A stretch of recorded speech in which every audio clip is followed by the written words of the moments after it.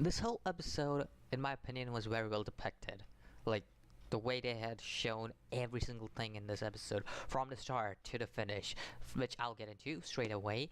The start of the episode, which how Goblin Slayer actually just says to the cowgirl, and yes, her name is Cowgirl, and I've said this previously too, I'm pretty sure.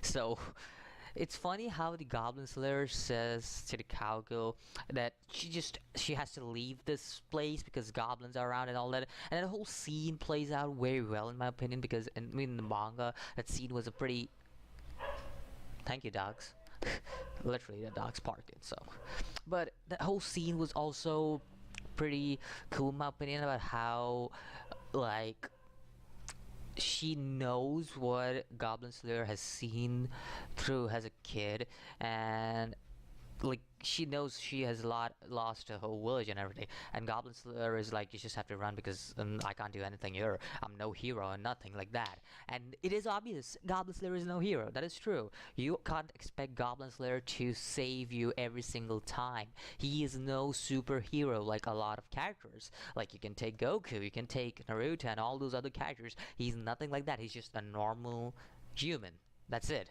He's nothing too special. He's no special hero. So compared to a lot of characters, he's nothing. He's nothing compared to a lot of characters. He's just a normal warrior who hunts goblins. And it's obvious that even he has a limit. He can't take on... We have seen this in the previous episodes, that even he has a limit to what he can take. And that's what we see here. Like he speaks about how he's no platinum rank adventurer who actually takes on threats like goblin lords and all that. So it's obvious why he basically, like, this whole scene plays out like her saying that, yeah, you can defeat him, right? But he's like, no, I'm not a hero, anything. That whole scene was pretty well played out in my opinion.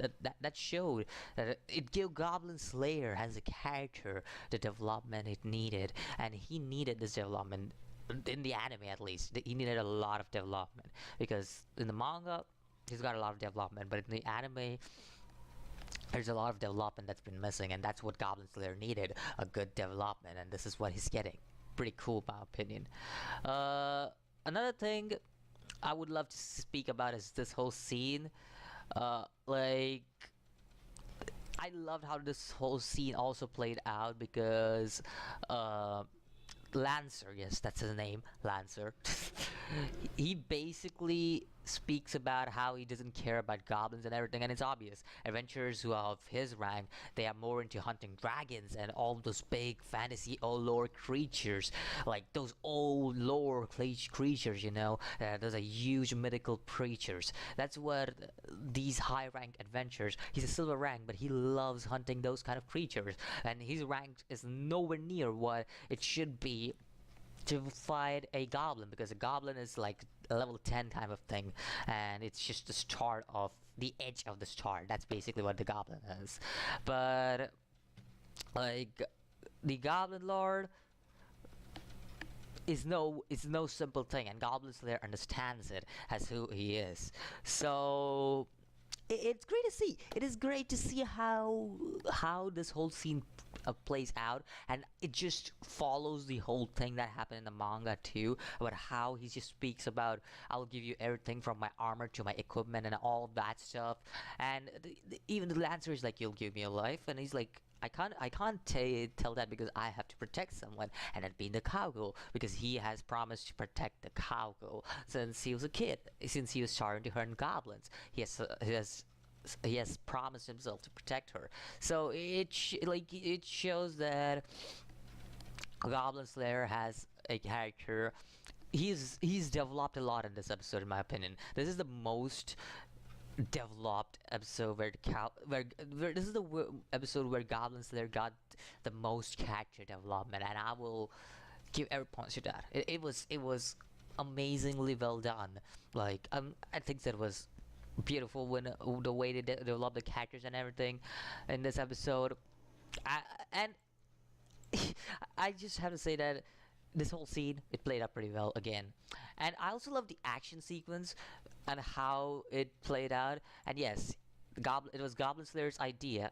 Okay, I stopped at a strange scene, but it's a strange image. But uh, the whole scene with Goblin Slayer and how he works and everything.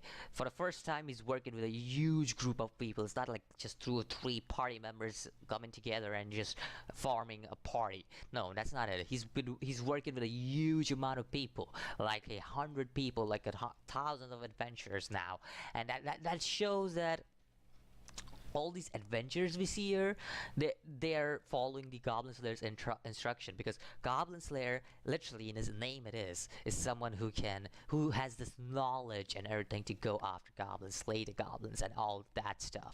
So that's the reason why the Goblin Slayer, they're following Goblin Slayer's strategy and everything. And hands down, that I think so is what I would say teamwork is all about. You have to follow your leader. You have to follow who has instructed you. You have to follow who is the most capable of instructing you, and that's basically what they're doing, which I really appreciate. And obviously, we also see this scene at almost the end of the episode, where we see Lancer being like, "We gotta, you know what? All of you rookies, come back. We are the veterans. We'll take care of the Goblin champions." And I really love that scene, to be honest, because it was a pretty cool scene, in my opinion. Because now we can see actual strong people fight against goblins, like goblin champions and everything, who are supposed to be platinum ranked adventures in their own regards and everything.